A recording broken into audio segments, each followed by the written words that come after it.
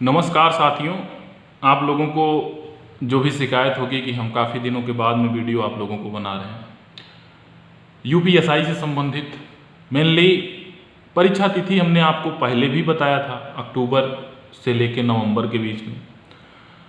और परीक्षा तिथि आपने ये भी देख लिया कि ऐसा जो है भर्ती बोर्ड कह भी रहा है। तो वो क्या था, वो केवल एक अंदाजा था, यानी भर्ती बोर्ड जैसा जैसा कह रहा है वैसे आगे जो है ऐसी सिचुएशन बन सकती है। लेकिन यहाँ पर अब बात ये आती है कि जो भर्ती बोर्ड अभी जो है 27 जुलाई का इंतजार कर रहा था, उसकी फाइनल हियरिंग की डेट 7 जुलाई लग चुकी है। और आपको पता होगा कि किसके पीठ में लगी हुई है। तो वो पीठ भी जो है छात्रों के लिहाज से लोग कहते हैं कि छात्रों के हित को ध्यान देती है, पूर्णतया जो है गौर करके जो है, वैसे तो माइलॉर्ड सबके लिए जो है गौर करके ही सुनते हैं। बात ये है कि भर्ती बोर्ड के पास जो एक एविडेंस मिला वो क्या था, वो एविडेंस लखनऊ के जो है कोर्ट से, लखनऊ खंडपीठ से इसी एज रिलैक्सेशन के मुद्दे को लेकर के एक रिट खारिज होना। तो रिट खारिज होने का उन्होंने एक मतलब निकाल लिया कि आपके केस में दम है। और हमने सुनने को जो है मतलब कि थोड़ा सा अवसर प्राप्त हुआ हमको भी कि कुछ लोग ये कह रहे थे कि भर्ती बोर्ड सुप्रीम कोर्ट भी जाने के लिए तैयार है। भर्ती बोर्ड सुप्रीम कोर्ट जाए या फिर इंटरनेशनल कोर्ट जाए, इससे क्या मतलब ये है कि आपने एपेक्स कोर्ट में यानी सुप्रीम कोर्ट में एक बात कही, उस बात पर आपने अमल नहीं किया, ये बात है। अब आप वहां पर क्या लेके जाओगे? एक बात लेके जा सकते हो, हाँ जा सकते हो, सबके लिए वो दरवाजा खुला है। एक बात लेके आप जा सकते हो, क्या कि जो है माइलॉर्ड हमसे गलती हुई, हमको ये शब्द नहीं लिखना चाहिए था। तो माइलॉर्ड भी एक बात ये कह देंगे कि हमसे आपसे जैसे गलती हुई है, एक बार इनको भी गलती करने का मौका दे दीजिए, परीक्षा में फेल होने का मौका दे दीजिए। बेचारे बेकार तो है ही हैं, पास तो हो भी नहीं पाएंगे, तो मौका देने में क्या दिक्कत है। तो वहाँ भी जो है भर्ती बोर्ड हार के ही आएगा, इसमें कोई दो राय नहीं है। हार के इसलिए आएगा क्योंकि आपका जो ग्राउंड है वो मजबूत है। कुछ लोग जो है 264 की रिट में आपने देखा होगा कि बहुत उतावले हो गए, उनका उतावलापन जायज था। लेकिन हम उन सभी उतावले व्यक्तियों से यह कहना चाहते हैं कि कृपया आप आते इलाहाबाद, आप मैटर को लीड करते, आप स्वयं लड़ लेते। क्या जरूरत थी किसी को फंडिंग करने की, क्या जरूरत थी किसी को आगे लाने की।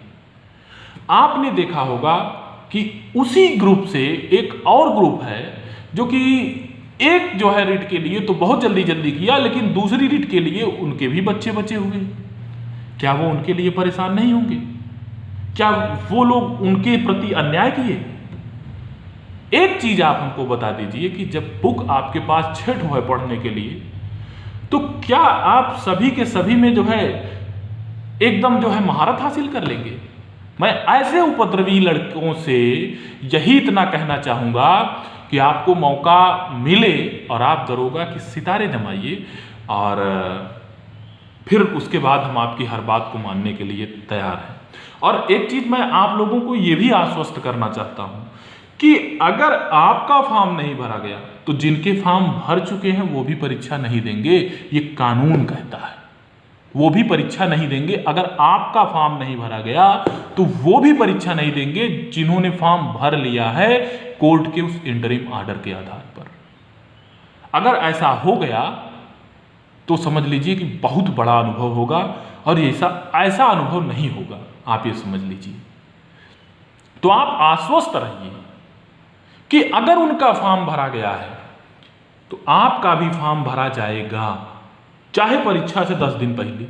अब आपको जो टेंशन हो रही है वो टेंशन अब क्या किया जाए?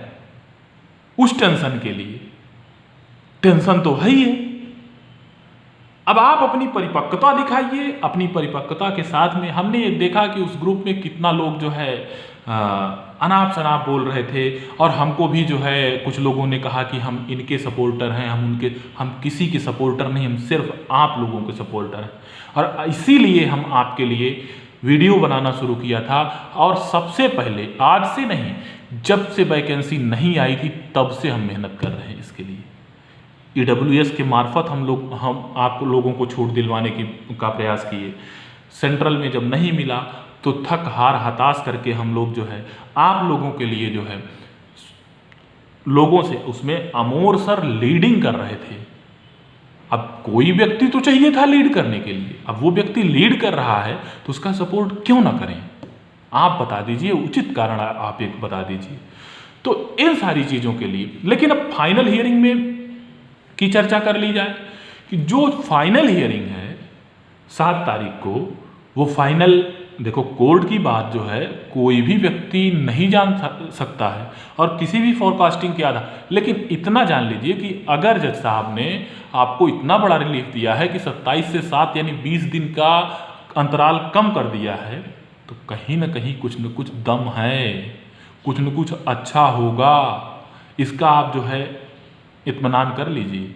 इसका इत्मीनान इसलिए कर लीजिए क्योंकि आप देख रहे हैं कि किस तरीके से आपके पक्ष में चीज़ें घटित होती चली गई। मैं थोड़ा सा जो है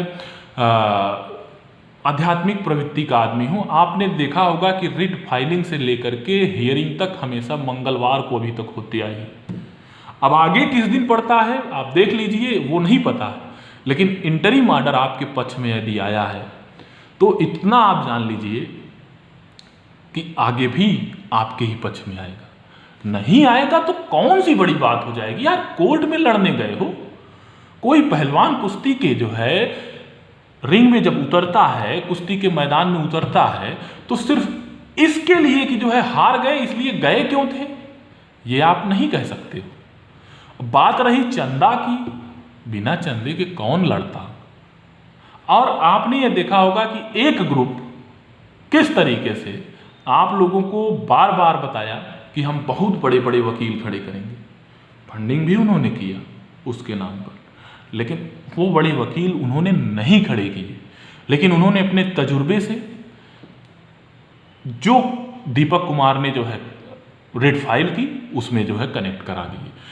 overall everything is fair in love and वार। तो उन्होंने भी जो है चीज़ों को अच्छा किया, उन्होंने भी अच्छा किया। तो इसलिए आप लोग जो भी इम्पार्लियामेंट्री चीज़ें उनके लिए या उनके लिए बोल रहे हैं वो ठीक नहीं है, ये असभ्य है, अशोभनीय है। और बाकी जो है कुछ लोग तो हमको भी बोलते हैं, तो उसका फ़र्क नहीं पड़ता। यूट्यूब के समाज में आने के बाद में आप ये समझ लीजिए कि ये सारी चीज़ें बहुत छोटी होती हैं। कोई सामने आकर के कोई चीज़ बोले तो वो बड़ी होती है, और वो मतलब कि आगे क्या होगा वो वही जानता है। और फिर उसके बाद जो है आगे क्या होगा, कैसे होगा, वो बात की बातें हैं। और आप देख रहे हैं कि अगर कोई व्यक्ति सरकार से केस लड़ रहा है, भर्ती बोर्ड से केस लड़ रहा है, तो ऐसी इम्पार्लियामेंट्री चीज़ों को बोलने से आप परहेज करें। नहीं तो आप इस बात का इत्मीनान कर लीजिए कि उसके भी जो है निस्तारण वही न्यायालय में ही होंगे और बहुत लंबा चलेगा। तो समझ लीजिए कि आए थे हरिभजन को ओटन लगे कपास, ऐसे कार्य ना करें कृपया। तो हम जो है यही इतना आप लोगों से कहना चाहेंगे कि आप इस बात का इत्मीनान रखें, आप इस बात के लिए धैर्य रखें कि अगर 264 का फॉर्म नहीं भरा गया तो जो भी लोग फॉर्म भरे हैं तो वो कैसे जो है परीक्षा देंगे, ये थोड़ा सा गड़बड़ है, वो नहीं दे पाएंगे। तो इसीलिए जो है आप इस बात का जो है धैर्य रखें, इंतज़ार करें। ये मेरी जो है सोच है कि जो भी होगा सिंगल बेंच के, हमने पहले भी आप लोगों से कहा था कि जो है सिंगल बेंच के आर्डर को भर्ती बोर्ड डबल बेंच लेके जा सकता है। भाई डबल बेंच वो जा सकते हैं तो आप अपनी पैरवी भी करवा दीजिए, उसमें भी तो जो है चीज़ें वही करनी होंगी जैसे सिंगल बेंच के आर्डर में किया गया। आप वहाँ पर अच्छी खासी पैरवी करवा दीजिए, बड़े बड़े वकीलों की जमात लगवा दीजिए। दम तो होना चाहिए उन अभ्यर्थियों में, और दम होगा तो निश्चित रूप से विजय आपकी ही होगी, और विजय आपकी होगी तो फिर समझ लीजिए कि आपके केस में अगर सिंगल बेंच से आप जीत चुके हो तो डबल बेंच से भी जीतोगे, और सिंगल बेंच के आर्डर को जो है डबल बेंच लगभग बरकरार ही रखेगा। तो ये सारी चीज़ें हैं, जैसा भी हो आप कमेंट बॉक्स में लिख दीजिएगा और हम उसको पढ़ेंगे। पढ़ने के बाद में हम चीज़ों को अपने तरीके से आप लोगों को बताएंगे। बहुत बहुत धन्यवाद आपको। नए लोगों से मेरा विनम्र निवेदन है कि आप कृपया जो है चैनल को सब्सक्राइब कर लें, दोस्तों में शेयर कर दें, और जो भी लोग हों उसकी जानकारी उन तक पहुंच जाए। बहुत बहुत धन्यवाद।